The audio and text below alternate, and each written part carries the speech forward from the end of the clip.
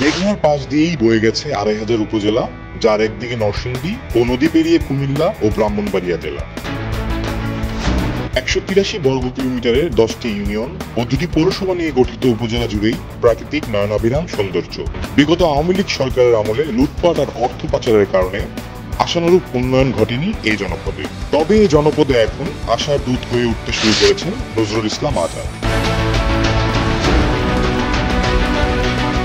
বিগত সময়ে বিএনপি সহযোগী সংগঠনের নেতাকর্মীদের সংগঠিত করে আওয়ামী লীগ বিরোধী আন্দোলন, নেতাকর্মীদের ভরণ-পোষণ সহ মামলা মোকদ্দমায় আইনি লড়াই দিতে সহযোগিতা, আক্রান্ত নেতাকর্মীদের চিকিৎসার ব্যবস্থা সহ রাজপথের এক সেনাপতির নাম আজাদ। হাসিনা সরকারের পতনের পর জুলাই আন্দোলনে আহত ও নিহতদের পাশে থেকে তাদের সার্বক্ষণিক খোঁজ খবর নেওয়া, মসজিদ মাদ্রাসায় উন্নয়ন, হিন্দু ধর্মাবলম্বীদের পাশে থেকে আজাদ এখন ২৫০০ এক ভরসার নাম। ২০০৮ সালের নির্বাচন পরবর্তী সময়ে নারায়ণগঞ্জের ২৫০০-এ বিএনপি নেতাদের সক্রিয়তার খুব সংকট দেখা দেয়। ধীরে ধীরে নিজেকে প্রস্তুত করে মাঠে নামেন আজাদ। কয়েক বছরের মধ্যেই নিজেকে মেলে ধরেন।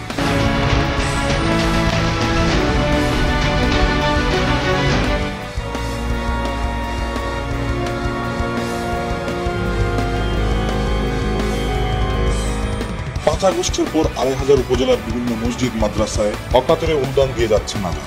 এতে করে সেখানকার মানুষও তার উপর সন্তুষ্ট।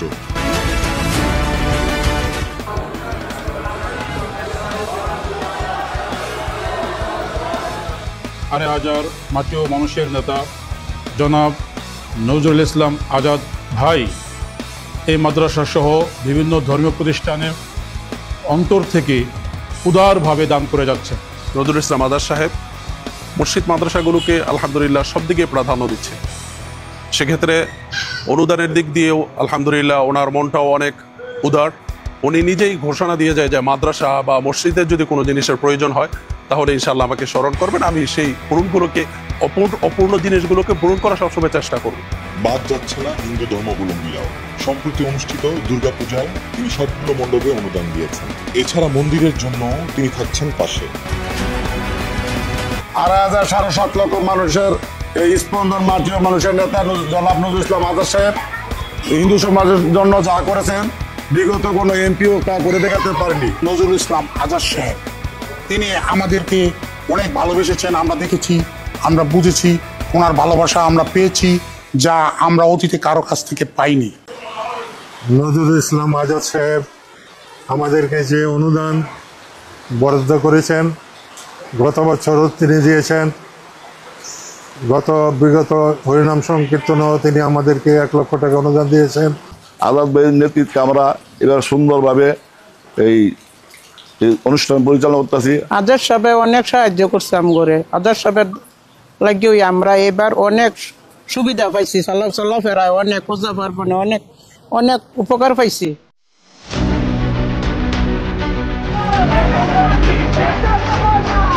২০২৪ জুলাই আগস্ট ছাত্র আন্দোলন চলছে। রাজপথে নেমে যান নজরুল ইসলাম আজাদ। তখন তিনি বিএনপি ঢাকা বিভাগীয় সহসাংগঠনিক সম্পাদক। তাকে ধরতে তখন আইন শৃঙ্খলা রক্ষাকারী বাহিনী সক্রিয়। বিপরীতে তৎপর আজাদ অবিরত কাজ চালিয়ে যাচ্ছেন ঢাকা বিভাগের সবগুলো জেলাকে সংগঠিত করতে। যে কোনো মূল্যে রাজপথে থাকতে হবে, হাসিনার পতন ঘটাতে হবে। আজাদ সে সময় একের পর এক সিম কার্ড, মোবাইল নম্বর পরিবর্তন করছেন। হাসিনা পতনের আন্দোলনে উপরের সারিতেই থাকবেন আজাদ। নিজের জীবন বাজি রেখেই বিভিন্ন স্থানে আন্দোলনের নেতৃত্ব দেন। নেতাকর্মীদের খাবার, টাকা সহ যে কোনো ধরনের সহযোগিতা করেছেন। এসব কারণে তখন তিনি আন্দোলনের নেতাদের কাছে হয়ে ওঠেন পরম বন্ধু, ভরসার স্থল।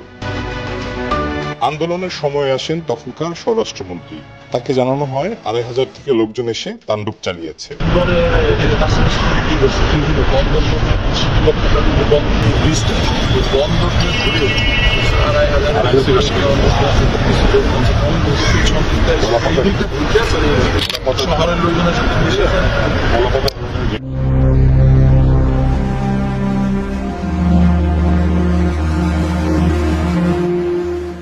জুলাই আন্দোলনে ২৫০০-এর অনেকেই আক্রান্ত হন। তাদের পাশে একজন ত্রাণকর্তা হিসেবে আবির্ভূত হয়েছেন নজরুল ইসলাম আজাদ।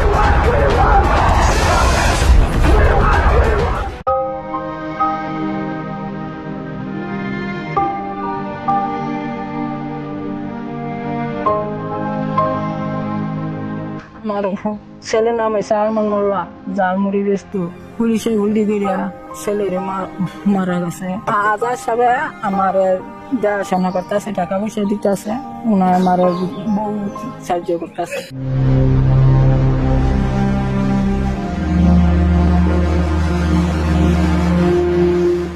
আড়াই হাজারের বিএনপি ও এর সহযোগী সংগঠনের নেতাকর্মীদের কাছে এক ভরসার নাম নজরুল ইসলাম আজাদ।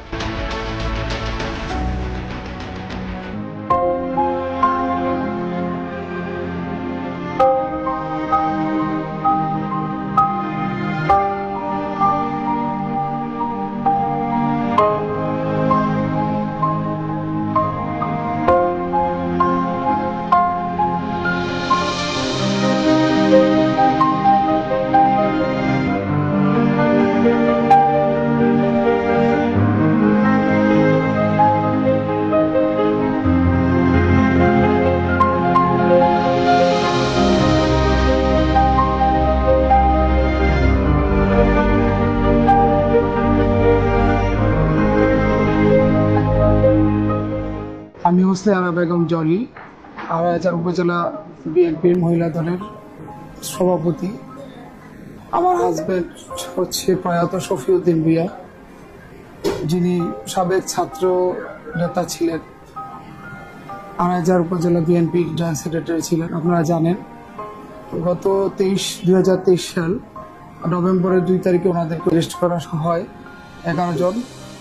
সেখানে তাদেরকে অনেক নির্যাতন করা হয়েছে, যেহেতু শফু আজাদ ভাই খুব কাছের লোক ছিলেন, বাচ্চু ভাই, জুয়েল ভাই, সবাই ওরা কাছের লোক ছিলেন। তো শফু তখন আজাদ সাহেবের পার্সোনাল পিএস এর দায়িত্ব পালন করতেছিলেন। তো যে কারণে তাকে অনেক প্রহার করা হয়। তারই প্রেক্ষিতে গত 29 জুন 2024 সে আল্লাহর ডাকে সাড়া দিয়ে দুনিয়া থেকে বিদায় নেন। শফু মারা যাওয়ার পর উনি আমাদের পরিবারের দায়িত্ব নিয়েছেন। আমার সন্তানদের পড়াশোনার খরচ থেকে ধরে আমার যত খরচ আছে ব্যয়ভার উনি নিজেই সে খরচগুলো দিয়ে থাকেন। আমার স্বামী নজরুল ইসলাম আজাদ ভাইয়ের সাথে রাজনীতি করতো। এখন আজাদ ভাইয়ের সাথে রাজনীতি করতে যে পুলিশ তাকে ধরে নিয়ে গিয়ে মারপিট করে। নভেম্বরের 2 তারিখে অ্যারেস্ট হয়। অ্যারেস্ট হওয়ার পরে তাকে অনেক ওখানে নির্যাতন এবং অনেক মারধর করে পরে করে সে অসুস্থ হয়ে না ফেরার দেশে জানুয়ারি 24 সাল 3 তারিখে মারা যায়। আর আজাদ ভাই আমাদের পাশে বিগত দিনও ছিল, এখনো আছে এবং সবসময় আমাদেরকে আজাদ ভাই দেখাশোনা করে। আমার ফ্যামিলির দায়িত্ব আজাদ ভাই সবসময় বহন করে, আমার কিছু বলতে হয় নাই। একটা অ্যাক্সিডেন্টে আমার ফাওড়া ভাঙে গেছে, এখন তানি আমার ভরণ পোষণের সম্পূর্ণ দায়িত্ব উনি নজরুল ইসলাম আজাদ ভাই নেয়।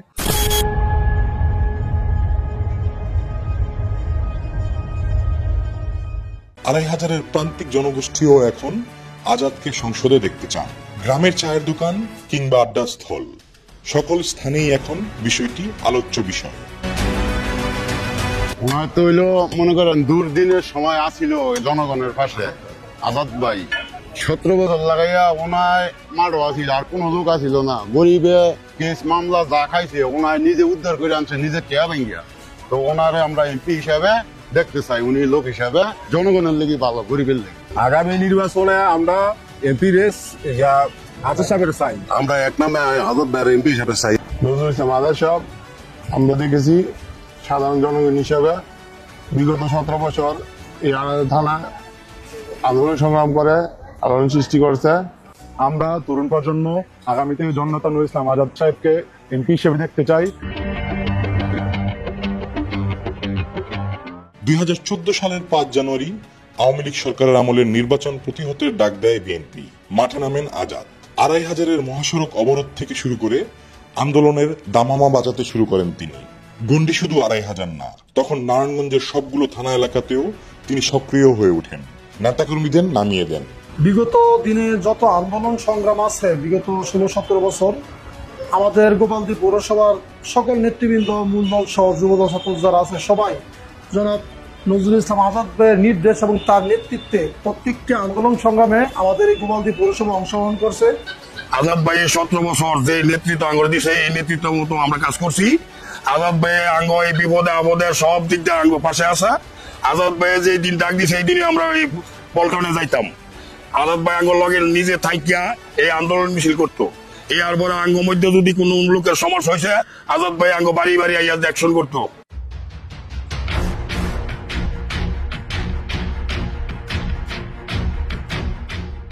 নির্বাচনের পরও বিএনপির আন্দোলন থেমে থাকেনি। 2018 এর নির্বাচনে নারায়ণগঞ্জে সাড়া জাগিয়েছিলেন আজাদ। নির্বাচনের শুরু থেকে বিভিন্ন বাধা বিপত্তির মোকাবেলা করে নির্বাচনী প্রচারণা চালিয়ে আসছিলেন। ক্ষমতাসীন দলের মনোনীত প্রার্থী ও তাদের কর্মী সমর্থকদের দ্বারা প্রায় প্রতিনিয়তই সংসদীয় এলাকায় বাধাগ্রস্ত হয়েছেন। আজাদের অনেক কর্মী সমর্থকরা সরকারি দলের নেতা কর্মীদের দ্বারা হামলারও শিকার হয়েছেন। তারপরেও দমে যাননি বিএনপির মনোনীত প্রার্থী। তবে ক্ষমতাসীন দলের সীমাহীন বাধা বিপত্তির তোপে কুলিয়ে উঠতে না পেরে ভোটের দিন 2500 আসনের সবগুলো কেন্দ্রে কারচুপি, দখল আর জাল ভোট পড়েছে অভিযোগ করে পুনরায় নির্বাচন দাবি করেন বিএনপির প্রার্থী নজরুল ইসলাম আজাদ। নজরুল ইসলাম আজাদ ভাই উনি আমাদের যথেষ্ট সহযোগিতা করেছেন। 2024 সালের ভয়াবহ আন্দোলন থেকে 2024-এর ছাত্র আন্দোলনে হাসিনার পতন পর্যন্ত সবগুলোতেই তিনি ছিলেন এক সেনাপতির মতো। অদম্য এই নেতার বাড়িতে হামলা, মা ও স্ত্রীকে নির্যাতন, ছোট ভাই ও তার স্ত্রীকে হেনস্থা, গাড়ি তুলে নেওয়া, ব্যক্তিগত সহকারীকে আটকে রাখা সহ অসংখ্য নির্যাতনের ঘটনা শুকাতেই শুরু হচ্ছে এক নতুন ষড়যন্ত্র।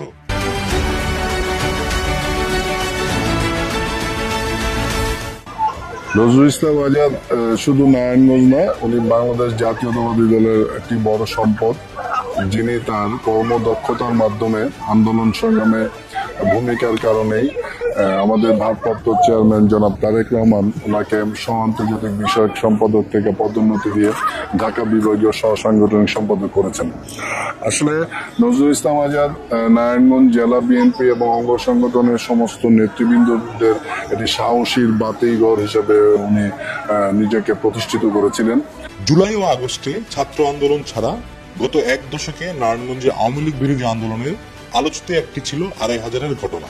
2023 সালের 31 অক্টোবর অবরোধ চলাকালে সেখানকার বিএনপি নেতাকর্মীদের সঙ্গে পুলিশের সংঘর্ষ ছিল তখনকার সবচেয়ে আলোচিত, যার নেতৃত্বে ছিলেন নজরুল ইসলাম আজাদ।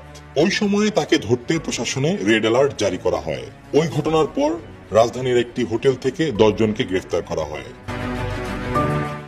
রাজীবদেরকে ধরে নিয়ে গেছে 10 জনকে, ওদেরকে টর্চারিং করেছে সিরিয়াসলি। আমাদের ওই দিন পেলে হয়তো আমরা মেরেই ফেলছি। তাদেরকে বলেছে ওকে যদি পাই তাহলে ওকে আজকে গুলি করে দেবো, নির্দেশন আছে প্রধানমন্ত্রী। দীর্ঘদিন 15.5 বছর ফ্যাসিবাদী শক্তির বিরুদ্ধে লড়াই সংগ্রাম করেছি।